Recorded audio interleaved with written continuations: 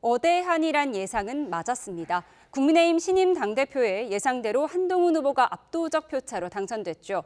한 신임 당대표 총선 참패 후 103일 만에 다시 화려하게 당으로 복귀하게 된 건데요.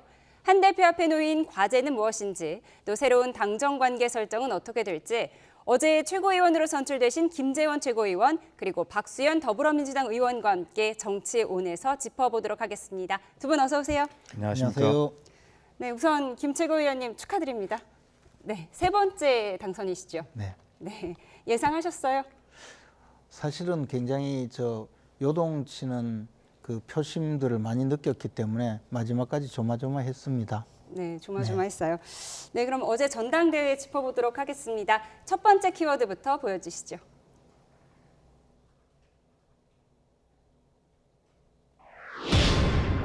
(62.8%) 압도적인 득표율로 한동훈 대표가 화려하게 복귀했는데요. 총평부터 들어보겠습니다. 박 의원님 어떻게 보셨어요? 예, 우선 김재원 최고위원님 축하드립니다. 그렇게 해맑게 웃으시는 걸 오랜만에 뵙는 것 같습니다. 그런데 우선 김재원 최고위원께 축하를 드리나 방송 들어오기 전에도 둘이 말씀을 나누었는데 우리 김재원 최고위원 앞에 놓여진 역할이 굉장히 중요하고 좀 쉽게 얘기하면 속된 얘기로 머리 아픈 위치다. 그렇게 일단 말씀을 드렸는데 그 이야기는 그만큼 화려한 한동훈 대표의 복귀이지만 이 문제가 앞으로 풀어가야 될 과제 이런 것들이 굉장히 많다는 이야기고 그 과정에서 국민의힘의 지도부의 구조상 우리 김재원 최고위원께서 정말 이 중심을 잘 잡는 그런 캐스팅 보트 역할을 할 수밖에 없는 구조가 지금 돼 있다는 게 저희 분석이거든요. 네. 그래서 일단 김재원 최고가 집권 당의 그 지도부를 잘 이끌어갈 수 있는 캐스팅 보트 역할을 좀 잘 하시기를 바라고 또 왜 그러냐면 집권 당의 그런 안정은 대한민국과 국민의 삶에 미치는 영향이 중요하고 또 저희 야당에 미치는 영향도 상당하거든요. 그래서 김재원 최고는 여당 내에서 역할뿐만이 아니라 야당에게도 영향을 미치는 위치에 있다. 이렇게 제가 이제 평가를 해드리고 결론적으로 어제 평가를 어떻게 하냐 좀 색다른 평가인데 한동훈 대표의 화려한 복귀나 승리 이렇게 이제 축하와 함께 말씀을 드려야 되겠으나 그러나 야당 패널로서 역할을 하려다 보면 이것은 한동훈의 승리가 아니라 윤석열 대통령의 3연패다. 저는 이렇게 규정을 합니다. 3연패요? 지난 강서구청장 재보궐선거에서 1패 회초리를 맞으셨고 총선에서 정말 더 두터운 회초리를 맞으셨고 이번에 사실은 당대표 선거에서 윤심이 강하게 작동한 후보가 따로 있다는 것은 국민들이 되게 짐작하시는데 여기에서 또 패를 하셨단 말이에요. 그래서 저는 좀 야박한 소리가 아니라 좀 대통령께서 국정 운영 방향의 기조를 좀 바꾸시면서 왜 이렇게 됐을까라는 그런 충언을 드리는 측면에서 보면 이것은 한동훈의 승리보다 윤석열 대통령의 3연패 이렇게 규정하는 것이 저는 오히려 본인에게도 보약이 되겠다는 측면을 말씀드립니다. 윤 대통령의 3연패라고 보셨어요? 친윤 후보로서 할 말이 있으실 것 같은데요. 일단 친윤이라 하니까 어쩔 수 없는 것 같은데 지금 상황이. 근데 윤 대통령의 3연패 이런 것은 이제 야당에서 어쨌든 대통령을 공격하기 위해서 하나의 그 프레임을 만든 것 같고요. 한동훈 대표가 62.8%의 득표를 한 것은 사실 과거의 당대표들보다도 아주 크게 득표한 것이 틀림없는 사실이거든요. 김기현 대표 때와 비교하면 한 10%포인트 차이가 나는 것 같아요, 득표율이. 그리고 그 앞의 역대 대표들도 이렇게 일방적으로 득표를 많이 한 사례가 별로 없었습니다. 네. 물론 과거에 이제 박근혜 전 대표의 경우 그런 경우는 특수한 상황이죠. 근데 이번에 우리 당이 처한 상황에서는 총선에서 괴멸적으로 패배를 하고 네. 여당이 그렇게 총선에서 패배한 사례는 헌정사상 처음 있는 일이거든요. 그런데 그리고 나서 전열이 제대로 정비되지도 않고 질이 멸렬한 데다가 또 민주당은 역대 최악의 국회를 지금 만들고 있단 말이죠. 그리고 민주당의 대표께서는 또 지금 사실은 빨리 교도소에 가셔야 되는데 그렇게 지금 오히려 재판을 늦추고 있는 이런 상황이 당원들이나 지지자들이 보기에는 엄청 답답한 상황이죠. 이런 상황에서 뭔가 변화를 주고 민주당과 제대로 싸워서 이길 수 있겠다라는 그런 느낌을 주고 그런 인상을 심어주고 인식을 주고 있는 분이 4명 후보 중에는 그래도 한동훈이다 이런 생각이 강했어요. 한동훈 대표가 민주당과 가장 잘 싸울 것 같아서 당선된 것이다라고 분석을 하시는 건가요? 과거 법무장관 때 잘 싸우더라 이런 얘기를 하는 당원들이 엄청 많았거든요. 그리고 또 한동훈 대표가 내세운 이 변화하겠다, 당이 바뀌어야 된다 이런 데 대해서도 당의 지지자들, 당원들은 굉장히 공감한 것이 사실입니다. 네. 그러다 보니까 다른 후보들과는 다르게 차별성을 내세웠고 그것이 굉장히 많은 당원들에게 득표하는 효과가 있었죠. 민주당과 잘 싸울 것 같아서 당선된 것이다라고 분석해 주셨는데 민주당 입장에서 하실 말씀이 있을 것 같아요. 싸움은 야당이 하는 것이지 여당이 합니까? 지금은 이제 국회를 점거하고 국정을 마비시키고 있고 역대 최악의 국회라고 이미 지적받고 있는데 거기다가 또 민주당이 벌이고 있는 여러 가지 이 모습들이 사실 우리 당의 당원이나 지지자들에게는 상당히 답답함을 안겨주고 있는 게 사실이거든요. 제가 볼 땐 이렇게 좀 해석을 집권당은 했으면 좋겠어요. 어쨌든 어대한이라고 했지만 윤심이 작동하는 후보는 따로 있었다는 것은 아까 말씀드린 대로 국민들께 짐작을 하십니다. 그럼에도 불구하고 그것이 작동이 되지 않았어요.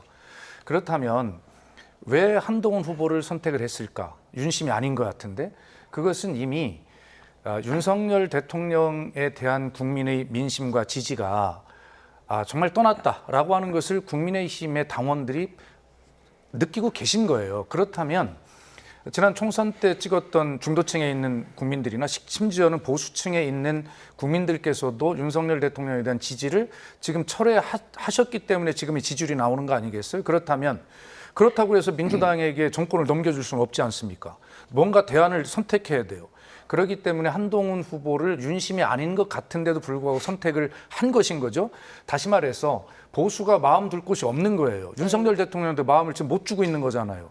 그런 측면에서 집권당은 왜 대통령에게 보수의 지지자들까지도 저렇게 마음이 떠나서 윤심이 실리지 않은 한동훈을 선택했을까라고 하는 이러한 겸허한 반성 후의 어떤 분석 이런 것들이 결과적으로 저 한동훈 대표를 뽑아준 그런 어떤 보수의 당원들과 보수 지향적인 국민들의 그런 어떤 선택에 부응하는 길일 텐데 우리 현명하신 김재원 최고위원께서 야당과 잘 싸울 것 같아서 이런 분석을 하시면 좀 곤란하다 이런 곤란하다라고 하셨어요. 근데 사실은요 제가 이재명 대표를 빨리 교도소로 보내는데 아주 적극적으로 도와주겠다고 그렇게 해서 표를 많이 얻었거든요. 지금 표심이 그건 맞습니다. 네, 워낙 진흙탕 싸움의 전당대회라는 오명을 얻었어요. 그러다 보니까 어쨌든 한동훈 대표가 되긴 했지만 이제 앞으로가 더 문제다라는 분석도 있거든요. 갈등 봉합이 될 거라고 보세요? 일단 그 갈등 봉합을 넘어서서 갈등을 해소해야죠. 네. 왜냐하면 어떻게 해소할 수 있을까요? 근데 이제 말씀하신 게 이제 한 2가지 정도인데요. 우선 당내 경쟁자들과는 사실 당내 경선에서 벌어진 여러 가지 그 상호 공격이라는 것은 그것은 어떤 경선에서 벌어진 좀 도가 지나친 면은 있지만 그것은 자연스럽게 치유를 해야 되고 또 할 수밖에 없는 상황이거든요. 그것이 큰 문제가 되지는 않는다고 생각해요. 그리고 더군다나 일종의 말하자면 네거티브의 상대방이었던 즉 한동훈 후보 입장에서 좀 많이 공격을 당한 입장이잖아요. 네. 근데 선거에 이겼단 말이에요. 그러면 갖고 있는 생각이 아무래도 너그러워질 수 있거든요. 그래서 그 문제는 저는 당의 운영에 큰 문제가 되지 않을 거라고 믿고 있고 다만 여당이기 때문에 대통령과의 관계에서 여당 대표가 대통령과 그것도 뭐 개인적인 그냥 사감의 문제를 넘어서서 공적인 업무 처리, 특히 총선 과정에서 대통령 영부인과의 그런 문자 메시지를 두고 벌어진 이야기가 이게 뭐 문자가 공개되기도 하고 하면서 네. 이제 인간적인 이 갈등 구조 더 나가서 이것이 인간관계가 거의 파탄났다 이런 비판을 받았잖아요. 이런 면에서는 한동훈 대표께서 당연히 해소하기 위해서 노력을 하셔야 되고 그것은 앞으로 당의 운영뿐만 아니라 한동훈 대표의 정치적인 이 미래를 위해서도 해결을 해야 된다고 생각합니다. 어제 전당대회 끝나고 원희룡 후보나 나경원 후보와 이야기 나눠 보셨나요? 나경원 나경원 후보와는 이야기를 좀 했었습니다. 그런데 그분들도 좀 바쁘시고 저도 좀 하느라고 제대로 이야기는 못했는데 뭐 환하게 웃으면서 축하 인사를 건네긴 하시더라고요. 예. 그분들은 전부 정치를 오래 하시고 경험이 많은 분이기 때문에 이 부분에 대해서는 그 후보자들끼리의 갈등 구조는 크게 앞으로 남지 않을 거라고 봅니다. 그럼 갈등을 이제 해소할 것이다라고 예상을 해주셨어요. 그런데 저는 이제 뭐 조금 다르게 이제 네. 보는 것이 뭐 대단히 죄송합니다만 뭐 이것이 야당의 공식 입장은 아니고 개인적 입장을 보면 개인적 입장으로요. 사인 간에도 예를 들어서 감정이 굉장히 상했을 때 서로 뭐 봉합하거나 그렇게 할 수는 있어요. 자, 못을 박았습니다. 못을 뺄 수 있지만 못이 박힌 자리는 남아 있는 것이죠. 그래서 그 치유라는 표현을 이제 쓰셨는데 그렇게 되기 위해서는 끊임없는 진심의 노력들이 필요하다. 그런 것인데 정치권에서 진심의 그런 노력들이 있을까요? 라고 하는 것에 대한 회의가 있고 또 원희룡 후보님과는 기본적으로 저는 다음 대권을 향한 싸움이었다고 생각을 해요. 그렇기 때문에 저 두 분의 갈등은 봉합이 되더라도 끊임없는 갈등 관계로 대권을 향한 갈등으로 갈 겁니다. 황우여 전 비대위원장은 원희룡 후보를 향해서 세월을 낚으라면서 기회를 기다려라 이렇게 당의 어른으로서 조언을 그렇죠. 해주셨어요. 뭐 그렇게 돼야 되는데 사람이 그렇게 되겠냐고요. 그다음에 나경원 후보님과는 나경원 후보님은 당 대표가 되면 대권에 출마하지 않겠다 하셨지만 대표가 되지 않았으니까 대권에 출마 기회가 열려 있다고 이제 생각하겠죠. 서울시장도 있잖아요. 그런데 문제는 나경원 대표님에 대해서는 그 뭡니까? 그 공소 취하의 문제가 정말 이건 감정을 넘어서서 돌이킬 수 없는 상황으로 간 것이 아닌가. 저게 봉합이 될까. 그래서 그 윤석열 대통령과 한동훈 비대위원장 사이 1차 갈등이 있을 때 소위 폴더 인사로 해결이 됐다라고 했지만 그것은 봉합 수준이었어요. 그러니까 또 갈등이 생긴 것 아닙니까? 네. 그래서 아마 굉장히 노력을 해야 김재원 최고가 바라시는 치유를 통한 해소 여기까지 가겠지만 정치권에서 그런 아름다운 스토리는 있을 수 없다 이런 생각이 들어요. 네, 최고위원 선거까지 끝났지만 아니 근데 우리 박수현 네. 의원님이 워낙 인품이 훌륭하신 분인데 그래도 우리 당이 잘못되기를 바라는 것은 여전히 야당이니까 여야의 입장이 있는 예. 것이니까요. 그런데 이제 정책위 의장도 있고요, 사무총장도 있고 지명직 최고위원도 있잖아요. 네. 이런 당내 인선 과정에서도 어떤 봉합의 과정이 있을 수 있지 않을까요?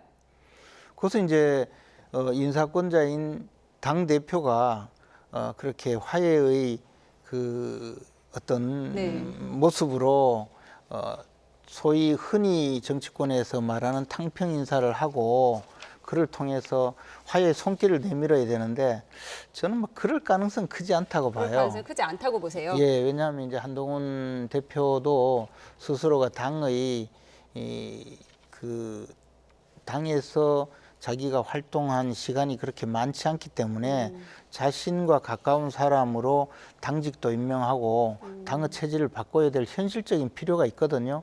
그래서 그걸 가지고 당대표에게 인사 잘못했다, 뭐 자기들끼리만 등용한 인사다 네. 이렇게 너무 비판할 필요는 없지 않을까. 네. 저는 뭐 그런 점에서는 좀 한동훈 대표에게 정권을 주는 것이 맞다고 생각을 해요. 그러니까 그걸 가지고 나경원 쪽 또는 원희룡 쪽 이런 분들을 한 분씩 받아서 당직에 임명함으로써 그 화해의 제스처를 네. 보낸다는 것은 지금 기대하기는 좀 어렵다고 봅니다. 그런 화해 제스처를 기대하기는 어려울 것이다라고 분석해 주셨습니다.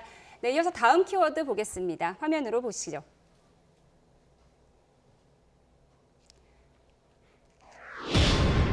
다음 키워드는 만찬입니다. 윤석열 대통령이 오늘 한동훈 신임 대표 등을 포함해서 대통령실로 초청해 저녁을 먹습니다. 단 둘이 따로 만날지가 관심이었는데 당장 오늘은 가능성이 낮아 보이기도 합니다. 준비한 영상 먼저 보고 오겠습니다.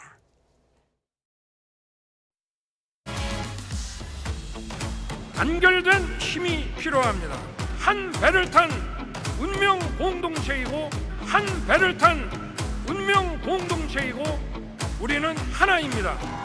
건강하고 생산적인 당정 관계와 합리적인 토론을 통해서 민심을 정확히 파악하고 민심의 파도에 우리가 올라탑시다.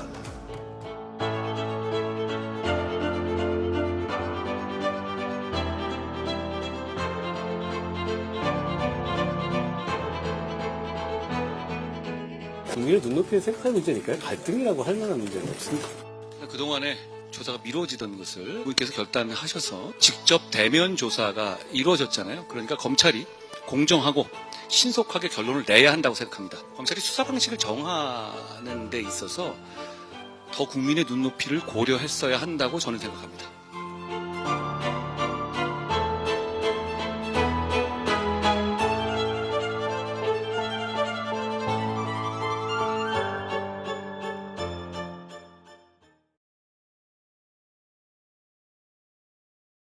대화합의 만찬 자리가 될 거라고 했는데 오늘 만찬이 관심이에요. 오늘 김채구 의원께서도 대통령과의 만찬 자리 가시는 거죠? 네. 네. 메뉴가 삼겹살이라고요? 그래서 저들은 아직 아직 통보 못 모르시나요? 받았습니다. 삼겹살이라는 보도가 나왔더라고요. 우선 가장 궁금한 게 네. 윤 대통령과 한동훈 대표가 독대할 것이냐 어떻게 예상하세요? 그 장소 자체가 야외인 것 같은데요. 특별히 독대하거나 뭐 그럴 자리는 아닌 것 같아요. 뭐 다 같이 식사하다가 뭐 잠깐 따로 만날 수도 있지 않아요? 뭐 당장에 그럴 상황은 아닌 것 같고 일단은 새로운 지도부가 구성되었으니 같이 잘 협력하자라는 그런 정도의 메시지를 주고 또 그런 정도의 만남이라면 충분하지 않을까 생각합니다. 네, 낙선한 후보들도 다 배석을 하는데 또 하나 관심이 김건희 여사 올 수 있을까요? 그것도 제가 알 수가 없죠. 그리고 전에 들으신 거 없으세요? 예, 못 들어봤습니다. 그리고 전에 그 지도부 만찬에서는 김건희 여사가 배석하지 않았거든요. 네. 그래서 뭐 그렇게까지는 아닐 거라고 생각합니다. 네. 이런 대통령과 당 지도부의 만찬 자리 많이 가보셨잖아요. 네. 자리 배치도 꽤 의미가 있다고 하던데요. 어떤 자리 배치 예상하세요? 예, 그럼요. 뭐 그런 것들이 되게 이제 정치의 예술이죠. 정치의 당연히 예술이다. 한동훈 당 대표와 대통령님과의 거리가 실질적으로 이제 좌석 배치 거리가 아니라 네. 심리적 거리가 얼만큼 가깝게 보이느냐 이제 이걸 연출하는 것이 중요한데 이 전당대회가 있기 전에 언론의 관심은 국민의힘의 전당대회에 윤석열 대통령께서 오셔서 축사를 할 거냐 이 문제. 네. 참석을 안 할 가능성이 많다 이렇게 분석하는 언론들이 많았거든요. 그다음에 당대표가 한동훈 대표로 선출이 되면 전화 통화를 할 거냐 밥을 먹을 거냐. 근데 되게 부정적으로 봤어요. 그러나 예상을 깨고 윤석열 대통령께서 참석을 축사를 했고 우리는 한 배를 탄 공동 운명체다 강조를 했고 그다음에 한동훈 대표가 끝나고 통화했고 오늘 이제 만찬까지 이어지는 거죠. 뭐 이렇게 잘 되기를 바랍니다. 그러나 이준석 전 대표가 이야기했듯이 저는 이것을 이게 폭풍전의 고요? 뭐 이렇게 생각을 하는데 예를 들어서 이제 이준석 대표를 당 대표 이후에 뭐 윤리위원회 회부한다는가라는 방법으로 끌어내렸던 전례를 생각해 보면 불안해요, 사실은. 그런데 한동훈 대표에게 뭐 3일천하 뭐 이렇게 얘기도 했었는데 그렇게 되지 않기를 바라지만 만약에 그렇게 가는 경우에 대비해서라도 대통령실에서는 실제로 해야 할 일들을 의무들을 차곡차곡 다 해놓고 명분을 쌓아놓고 나중에 무슨 일이 있더라도 우리는 할 일을 다 했다라고 하는 이런 수순을 밟고 있는 것이라고 그렇게 분석할 수도 있어 보여요. 그러나 오늘은 좀 화기애애한 자리를 모처럼 국민들 앞에 좀 잘 보여주시고 우리 김재원 최고위원 같은 훌륭한 최고위원께서는 당내의 문제만이 아니라 그렇게 민심의 크기를 좀 한 번쯤 대통령께 잘 말씀드리는 그러한 자리가 되기를 바랍니다. 네. 저는 우리 당이 망하기를 바라는 분이 이준석 대표만 있는 줄 알았는데 우리 박수현 의원님도 비슷한 잘 해결되길 바란다고 하셨는데요. 근데 저 이야기 들으면 꼭 이준석 대표 이야기 해가면서 한동훈 대표를 끌어내릴 것이다. 그리고 그 전에 폭풍 전야의 고요다 뭐 이렇게 말씀하시는데요.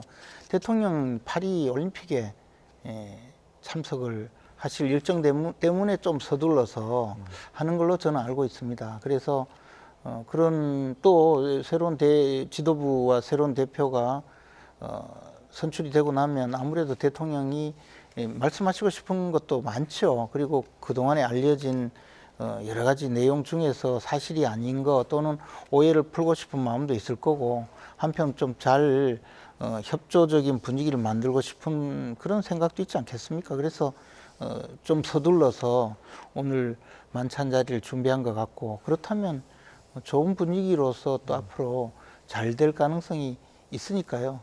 너무 망하기 바라지 마세요. 잘 되기를 바랍니다, 저는. 잘 되기를 바란다라고 덕담 나눠주셨습니다. 네, 김건희 여사 관련 문제가 이제 핵심 뇌관 중에 하나인데요. 앞서 영상으로도 보셨지만 한동훈 대표는 이번 검찰의 김 여사 비공개 조사에 대해서 영부인의 결단이다라고 평가하면서도 국민 눈높이에 맞지 않는 부분이 있다라고 했어요. 어떻게 보셨어요? 이제 그것이 한동훈 대표에게 지금부터 그 부분뿐만이 아니라 많은 질문들이 주어질 것이고 또 당 대표로서 그 부분에 답해야 될 이제 의무들이 이제 정확하게 생긴 거죠, 공식적으로.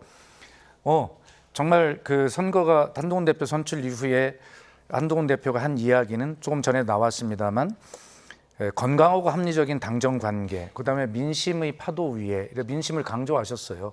그것은 당 대표로서 정말 중요한 말씀이고 당연한 말씀입니다. 그래서 그런 사안사안 답변할 때도 김건희 여사 문제에 대해서도 지금 균형을 잡고 이야기를 하지 않습니까? 네. 정말 그 어떤 김건희 여사 입장에서도 그것을 대변해서 좀 한편 편을 들여야 되고 한편으로는 이 민심도 거들어서 말씀을 하셔야 되는 그런 위치에 지금 된 거예요, 이 문제가. 총선 때부터 국민 눈높이를 강조해 왔어요. 이 김 네. 여사 문제에 대해서. 그러나 이제 뭐 최상병 특검 문제나 이런 것들에 대해서도 이제는 결과 당 대표로서 뭔가 입장이 달라지는 것을 볼 수 있지 않습니까? 모든 문제가 다 그렇게 될 거예요. 그것이 아마 그 다음 대선 후보로서 자리매김하는 한동훈 대표의 아주 민감한 위치를 이야기하고 있는데 어느 한 편만 들어서 이야기할 수 없는 것이 당 대표의 입장이겠죠. 그런 측면에서 보면 뭐 저는 뭐 개인적으로 보면 뭐 현명한 답을 했다고 얘기할 수밖에 그럴 수밖에 없지 네. 않습니까? 그러나 이제 이 문제가 이제 어떻게 이 한동훈 대표 체제가 어떻게 흘러갈 것인가 하는 부분들에 대해서 어느 순간은 이렇게 그냥 술에 술 탄 듯 물에 물 탄 듯 중립적 양쪽을 다 편드는 이런 발언이 아니라 결단을 내릴 때는 내려야 되는 그런 어떤 순간들이 이제 오리라고 생각을 하는데 지금은 이제 뭐 당 대표 되신 지 하루 됐으니까 이런저런 의미를 담아서 뭐 그럴 수밖에 없다라고 평가를 하고 싶지만 그러나 언제까지 이러지는 않을 것이다. 지금으로서는 현명한 대답을 했다라고 그럴 평가해 수밖에 주셨어요. 없죠. 네. 그런데 김채고 의원께서 오늘 라디오 인터뷰 제가 들어봤는데 좀 모호하다라고 비판하신 것 같아요. 저는 뭐 비판한 것이 아니고 네. 정확히 입장을 밝혀라. 선거 때도 그 당대표 선거 과정에서도 국민의 눈높이 또는 민심에 맞지 않다 뭐 이런 표현을 많이 썼거든요. 네. 그러나 이제 지금은 당대표이기 때문에 계속 뭐 민심, 국민의 눈높이 이렇게 모호한 이야기로 갈 수가 없고 시간이 좀 지나면 이제 그것이 과연 국민의 눈높이가 뭘 해야 된다는 거냐라는 질문을 끊임없이 받으면 네. 그러면 구체적으로 이렇게 해야 된다라고 답변을 해야 될 순간이 온다. 그런데 대표가 지금은 아직까지 그렇지만 앞으로 그런 구체적인 답변을 해야 될 상황인데 그 점에 대해서는 궁금하다. 어느 정도를 이야기하는 것인지 그런 말씀을 드렸죠. 그리고 사실 우리가 정치권에서 안철수 대표의 경우에 10년 이상 정치를 하셨는데 늘 새정치를 이야기하면서 결국 새정치 내용에 대해서 네. 우리가 아직도 모르고 있었다라는 그 비판적인 지적이 있었지 않습니까? 이제 그런 이야기를 저는 했던 것이고요. 네. 어쨌든 김건희 여사 수사 문제에 대해서는 과거에 이렇게 제3호장소에서 조사한 사례는 너무나 많고 또 수사의 목적과 필요성 또는 더 나아가서 이 사건 자체의 특수성이 이게 이 법의 규정이 없는 네. 그런 혐의를 수사하는 것이기 때문에 조심스러웠을 수도 있다. 그런 생각입니다. 네, 이제 대표가 됐으니까 좀 더 구체적인 입장을 내놓을 것 같습니다. 다음 키워드 보겠습니다. 화면 주시죠.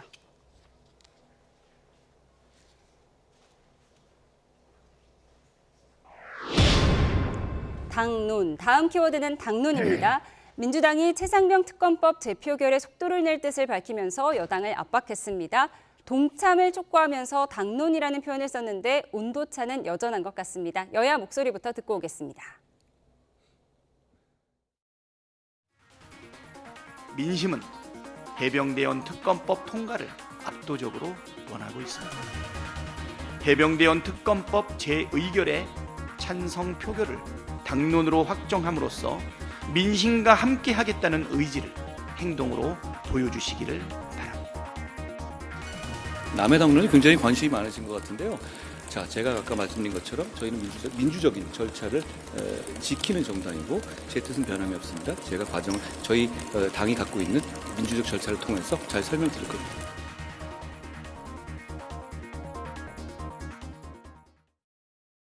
네, 박찬대 원내대표가 당론으로 채택하라고 하니까 한동훈 대표는 남의 당론에 관심도 많으시다 이렇게 받아쳤는데요. 이 최상병 특검법 어떻게 협상의 여지가 있다고 보십니까? 그러니까 저게 이제 김재원 최고나 제가 앞에서 말씀드렸던 한동훈 당 대표가 어느 순간인가 답변을 정확히 해야 할 때가 온다. 네. 그런 취지의 이제 말씀을 둘 다 드렸는데 예, 오늘 뭐 첫날이니까 저렇게 할 수밖에 없죠.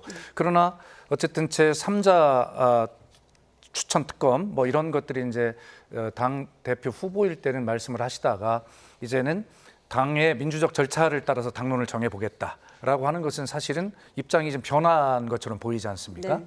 네. 일단 뭐 저렇게 할 수밖에 없겠죠, 지금은. 그러나 저런 결과가 만약에 당대표 후보 때 말씀하셨던 내용보다 당대표가 된 이후에 굉장히 후퇴한 그런 어떤 입장으로 변화하는 것에 대해서 국민이 어떻게 평가를 할 것인가, 저런 것들이 계속 쌓일 거거든요. 지금 의원총회에서 어떤 의견을 들어보고 수렴하겠다라고 하시는데 저것은 사실은 후보일 때에 비해서 한 걸음 후퇴하는 모습이거든요. 의원총회에 입장 자체는 변한 게 없다라고 말하긴 했어요. 그러니까 의원총회의 결정에 쉽게 책임을 넘기는 지금 수순으로 가지 않습니까? 저런 것도 이제 한계가 온다는 것이죠.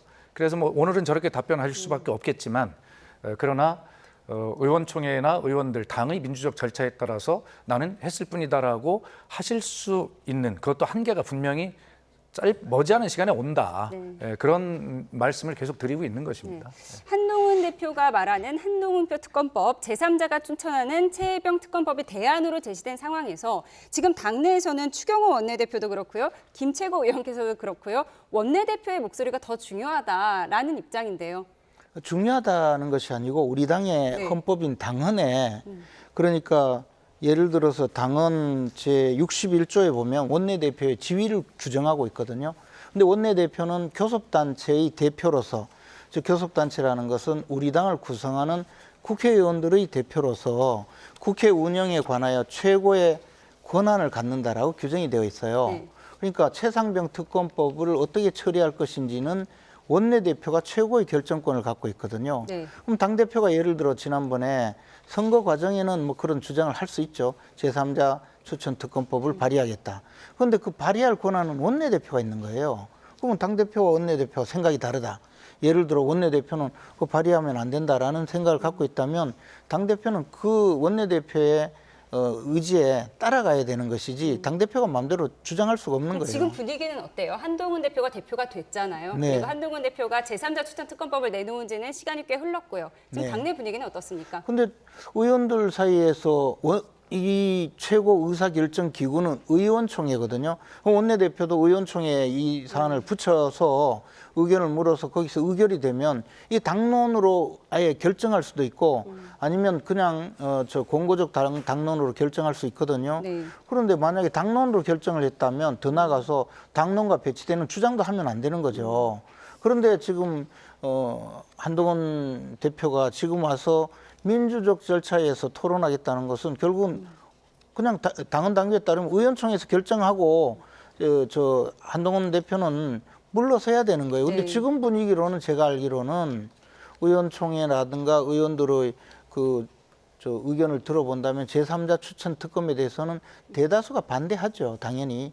그래서 특검법 자체를 반대하는 입장이니까. 그러면 한동훈 대표가 과연 어떤 입장인지 이제 모호하게 국민은 눈높이 이렇게 이야기할 것이 아니고 이럴 때는 어떻게 할 거냐라는 대답을 추궁당하게 될 것이다. 그래서 앞으로 이제 의견을 말씀하실 때 점점 말씀을 좀 줄여야 될 수도 있다 이런 생각입니다. 한동훈 대표는 어제 합리적 토론을 통해서 민심을 정확히 파악하겠다고 했으니까요. 향후 어떻게 될지 지켜보도록 하겠습니다. 다음 키워드 주시죠.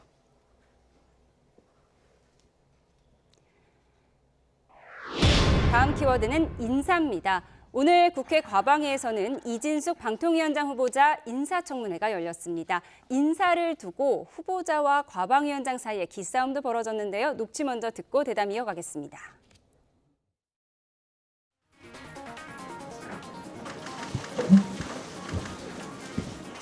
저기요, 이진숙 내정자 인사하시죠. 제가 인사하려고 했는데 인사를 안 하고 돌아셔서 가시니까 벌 좀 하잖아요.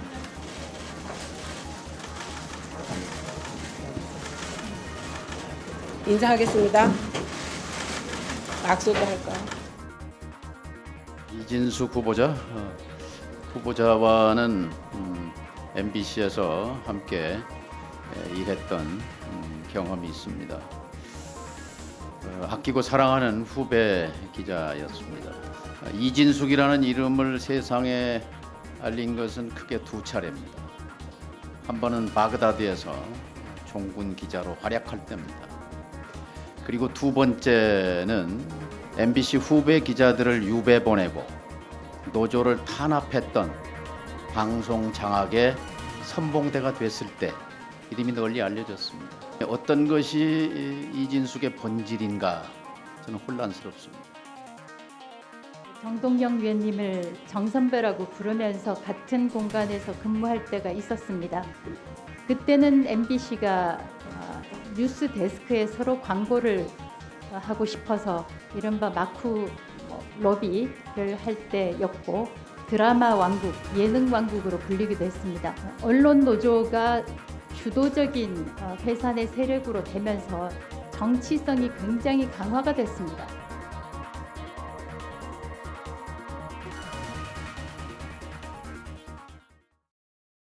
의원이 이진숙 후보자에게 나랑 싸우려고 하면 안 된다, 인사하고 가라 그렇게 얘기했는데요.